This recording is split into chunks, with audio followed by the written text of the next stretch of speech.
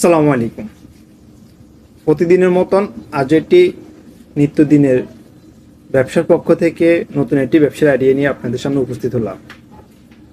আমরা চাই আমাদের কোনো ভাই বেকার না থাকুক, কারণ বেকার জীবন একটি অভিশপ্ত জীবন। যে বেকার থাকে সেই অভিশপ্ত জীবনের কষ্টটা সেই বুঝে। তাই আর কেন বেকার ভাই? বাংলাদেশে এমন একটি স্থান যেখানে আপনি যে কোনো ব্যবসা করতে পারবেন, কারণ এখানে আছে বিশাল জনগোষ্ঠী, আর যেটা ব্যবসার মূল চাবিকাঠি। তাই বেকার ভাইদের উদ্দেশ্য করে বলবো, অল্প টাকা দিয়ে আপনি একটি লাভজনক ব্যবসা শুরু করেন, যেটা আপনার ভবিষ্যৎ প্রজন্মের জন্য এবং আপনার ভবিষ্যতের জন্য একটি সম্পদে যেন রূপান্তরিত করতে পারেন। ব্যবসা শুরু করার আগে কয়েকটি জিনিস লক্ষ্য করবেন। সেটা হচ্ছে আপনার আচার আচরণ, আপনার সততা। আপনার আচার আচরণ যদি সুন্দর হয় এবং আপনার ব্যবসা যদি সৎভাবে আপনি করেন, অল্প লাভে মানুষ আপনার থেকে পণ্য কিনতে পারে, তাহলে কিন্তু আপনি খুব দ্রুত উন্নতি করতে পারবেন।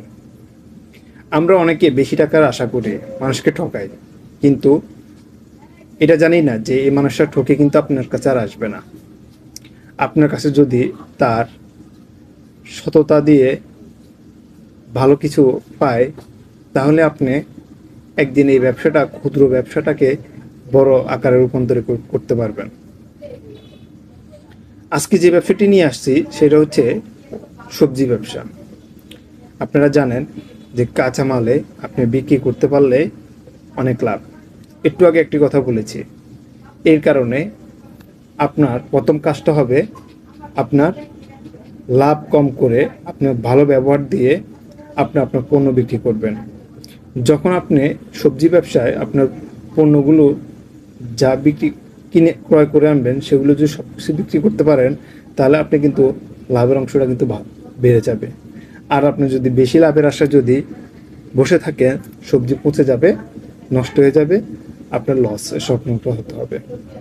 সবজি ব্যবসা এমন একটি ব্যবসা যেটা আপনি 5 টাকার একটা জিনিস ক্রয় করলে সেটা 15 টাকা বিক্রি করতে পারবেন। 2 ডবল লাভ থাকে, 3 ডবল লাভও করা সম্ভব এই সেক্টর থেকে।